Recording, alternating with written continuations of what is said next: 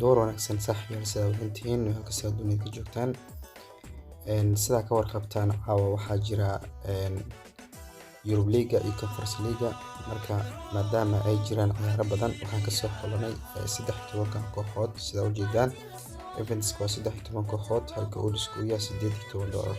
fadlan ka shaxda ku soo gaarto daawo wixii uu ku anfici waayo ka saar waxa is leedahayna waa laga bedeli karaa ka bedelo marka muhiimada shaxda in la soo diyaariyo muhiima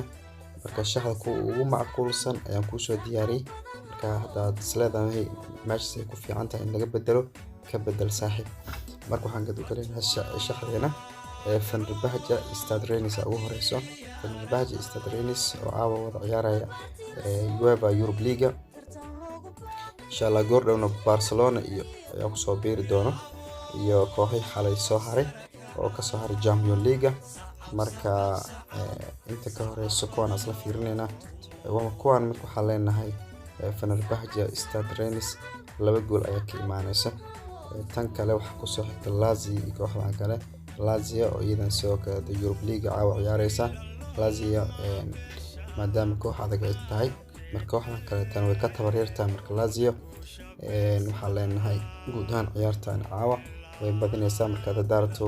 wasaare ka tahay double chance oo jeeda 16 senti ayaa saar saaxiib tan kale saddexaad waa Freiburg iyo Olympique Paris iyo Freiburg ayaan soo kaleeto Freiburg ayaan waxa leenahay badinaysaa guud ahaan ciyaartani tan kasoo xigta waa Roma iyo kooxdan kale Roma sidoo kaleeto waxa leenahay iyadana Roma ayaa kooxdan guud ahaan ciyaartan caawa Europe League inshallah badi doonto waxa ku soo xiga Manchester United iyo Sheriff marka tan United ayaa badi doonta yaalana waxaan waa ciyaar laakiin United ayaa badinayso sida 190 isugu raacay AS Monaco iyo kooxdan kale tan waxa leenahay 2 gool iyo ka badan ayaa ka imaan doonta wiil waxa rajeynaa 4 gool meelaas inay ka timaado laakiin hadda 2 gool basically ayaa leenahay Nantes iyo Qaraba ayaa ku soo xigta Nantes iyo Qaraba marka tan waxa isticmaalaa handicap inkastoo Qaraba ay yar adag laakiin waxaan waa ciyaar away waaye Europe League qayb ka tahay tan marka waxaan leenahay Qaraba meelaha 2 gool ma looga badinayo ayaa leenahay Anderlecht iyo kooxdan kale FC SP ku qoranta idana guud ahaan UEFA Conference League ciyaarayaan tan waxaan leenahay Anderlecht ayaa badinayso marka adiga waa daartinay anada aaminsaneyn inay badinayeen waxa saar ka tahay double chance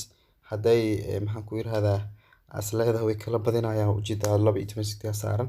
marka sida ku anfac waa sameey kartaa Villarreal iyo kooxdan kaleeto ayadan waxa leenahay Villarreal guud ahaan ciyaartan UEFA Conference League ciyaaraysa ayadan way badinaysaa ayaa leenahay waxa kale oo soo xiga PSV Eindhoven iyo Arsenal tan waxa la PSV Eindhoven iyo Arsenal tan handicap isticmaalan handicap kaas oo ah in PSV Eindhoven aan looga badin doonin 2 gool marka qiyaasteedu waxay tahay in hal ciyaartan ay ku dhamaan doonto ama Arsenal laga badi doono marka West Ham iyo kooxdan kale sidoo West Ham ma badi doonto laakiin waxaan waa ciyaar waxba laga yaabaa West Ham double chance ayaa saaranay waxa kale oo ku sii xiga Union Berlin iyo Braga iyadana Union Berlin Braga sidoo kale soo ujeeda Union Berlin ayaa badinaysa leeyahay laakiin anaga double chance ayaa noo saaran barrage ama badis waxa kale oo ku sii xiga ugu dambeeyay AC Romania iyo Real Sociedad badi doonta laakiin qiyaasteeda mana waa ka bedelay oo waxaan saaray double chance saaray si wax qurux badnaadaan marka si wax noogu toosan markasto muhiim ah odiskeenu fiican yahay waa 13 kooxood halka odisku $18 yahay marka saaxiib shaxdii koodkeedana waa ka fadlan shaxda daawo waa SAA2LY marka shaxda daawo si aad wala qabsatid ama waxa ugu fahamto midaas ayaa muhiim ah marka aad baad u mahadsantiin guuleed saaxiibayaan